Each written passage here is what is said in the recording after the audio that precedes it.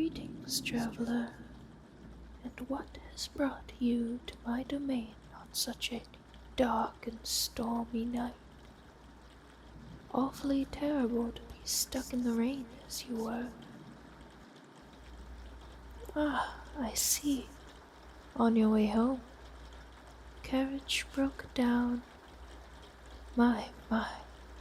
Well, it is fortunate that you would come upon my castle. Who knows what could have been lurking around within the darkness? Yes, a terrifying thought. Would you mind if I lit a few candles? No? Marvelous. How terrible of a host I must seem. I don't believe I've asked for your name. Lovely to meet you. It gets so lonely up here in my castle. I always welcome new people. I don't get out much due to my, condition. No. Oh, goodness, no. It's not contagious, I assure you. Although I do find that awfully rude of you to assume. Well, it matters not.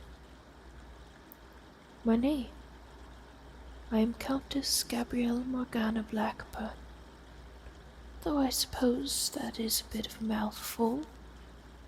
You may call me Gabrielle. Gabrielle.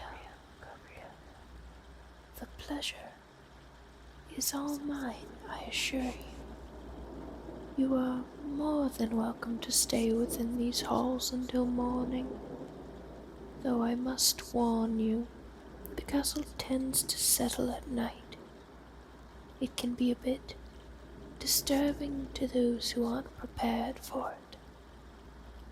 If you do so choose to remain within these walls, though, I can assure you that you will remain safe and protected.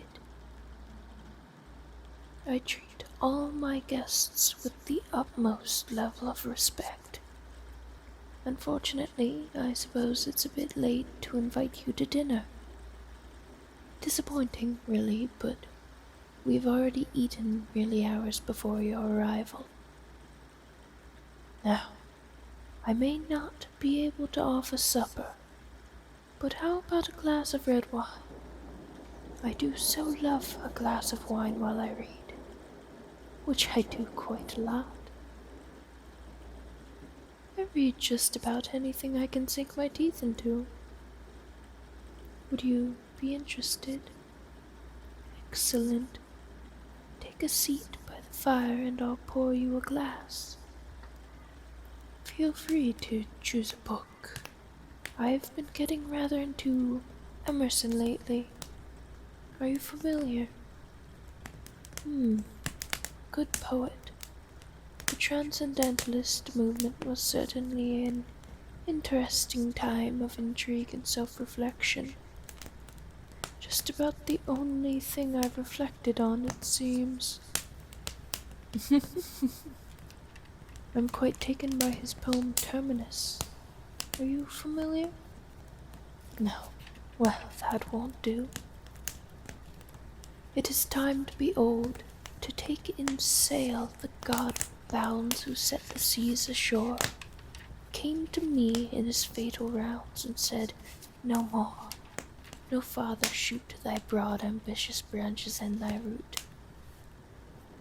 Fancy departs, no more invent.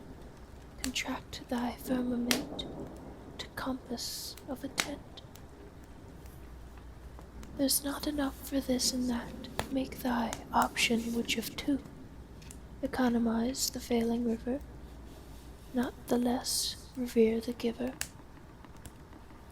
Leave the many and hold the few. Timely wise accept the terms. Soften the fall with wary foot. A little while, still plan and smile. And, fault of novel germs, mature the unfallen fruit. Curse, if thou wilt, thy sires, bad husbands of their fires, who, when they gave thee breath, failed to bequeath the needful sinew stark as once. the bearsark marrow to thy bones, but left a legacy of ebbing veins, in constant heat and nerveless rains, amid the muses, left thee deaf and dumb, amid the gladiators, hot and numb. As the birds trim her to the gale, I trim myself to the storm of time.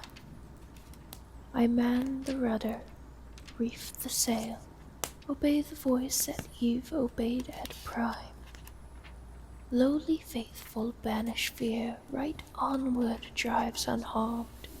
The port, well worth the cruise, is near, and every wave is charmed.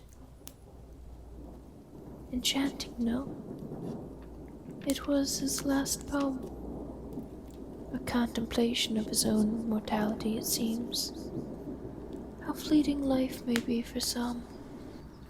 For others, it very well goes on for eternity.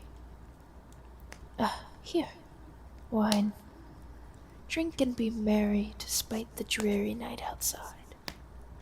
And perhaps we may continue our book readings. I have quite a bit more to show you. My collection has grown steadily in all my years.